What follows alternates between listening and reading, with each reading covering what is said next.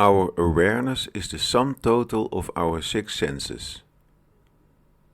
With our eyes we see images, our ears hear sounds, the tongue tastes flavors, the nose detects smells, the skin feels physical contact, and the mind can do it all and a lot more.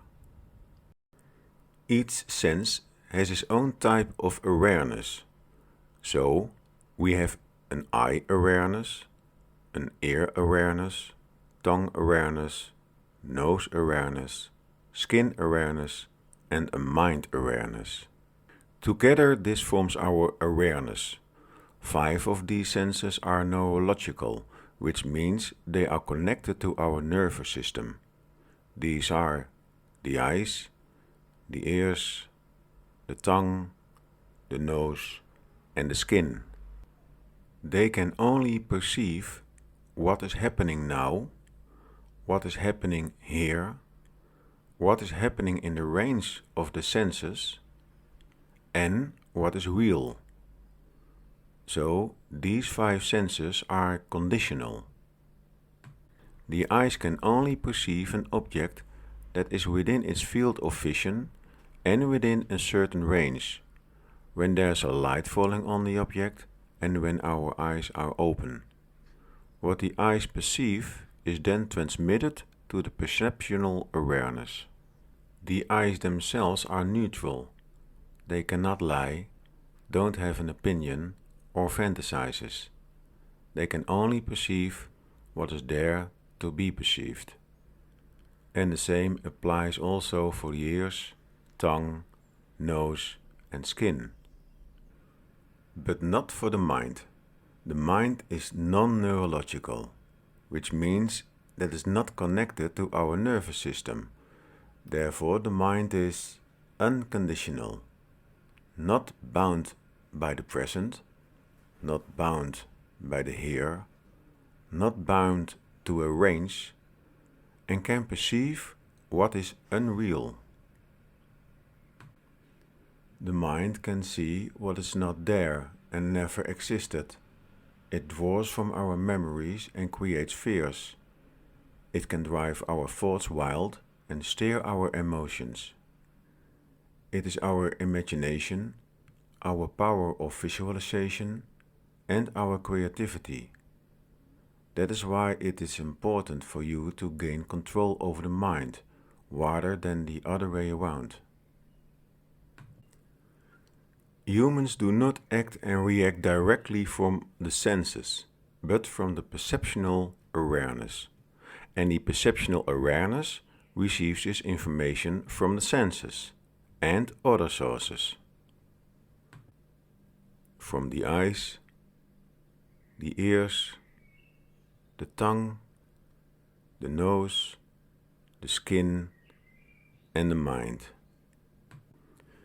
But it also receives information from our memories, on our conditions, our learning behavior, aversion, desires, beliefs, and many more.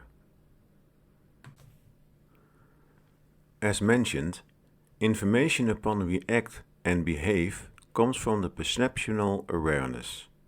And if we delve deeper into this, the action and behavior are our speaking, our actions, livelihood, concentration, neutrality, observation, thoughts, and insights. In Buddhism we call this the Eightfold Path. Buddhism invites us to engage with each of these 8 paths as appropriate as possible, and by appropriate we mean to act to the best of our ability in that moment. So, if we want to speak as purely as possible, we should rely on what we perceive with our senses in that moment. We should not rely on our memories, our conditions, our learned behavior, aversion, desire, or beliefs. When we perceive something, it is important to respond to what we are directly perceived, rather than rely on old memories, conditions, or ingrained behavior associated with it. So, rely on the eyes, the ears, the tongue, the nose, our senses, and the spirit, but the spirit, that's something's difficult.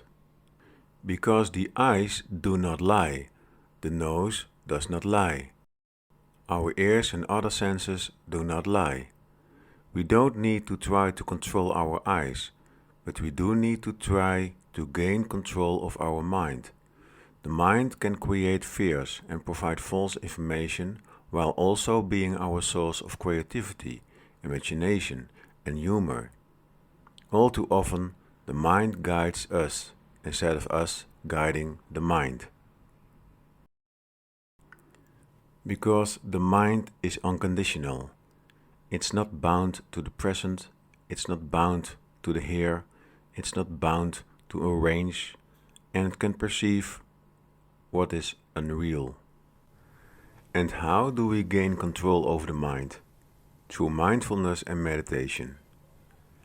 Through concentration, neutrality, and observation, we train the mind to utilize imaginations without succumbing to fear. We cultivate humor while transcending wandering emotions.